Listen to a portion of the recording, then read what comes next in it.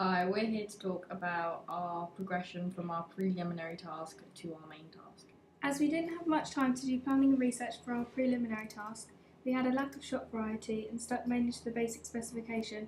We wanted to improve on that for our main task, so therefore spent a lot more time on planning and research to create a wider shop variety, adding a lot more depth.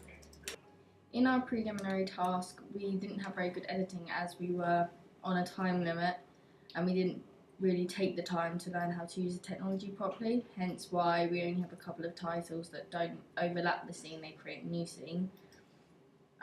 So when it came to the main task, we spent a lot more time getting used to the equipment.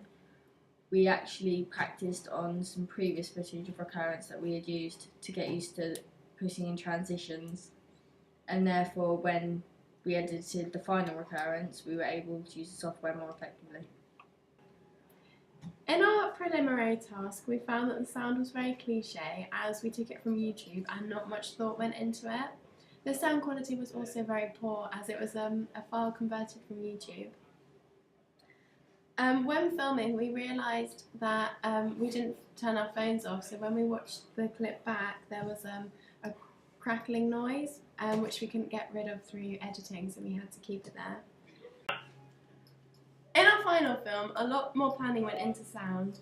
We used a track from the artist Amy's Ghost because of the genre fitted really well with the genre of our film. In our preliminary task, the location that we used was purely due to convenience as we filmed it during a school lesson. But when it came to the main task, we had to carefully choose where we were going to film.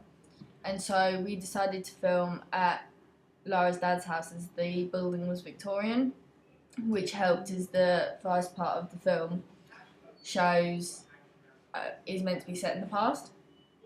And then obviously the next part of the film where the arguments set, we chose to film at Lara's mum's house, as that's where Lara lives. It's quite a modern style building, and we believe it worked really well to show the contrast between the past and the present.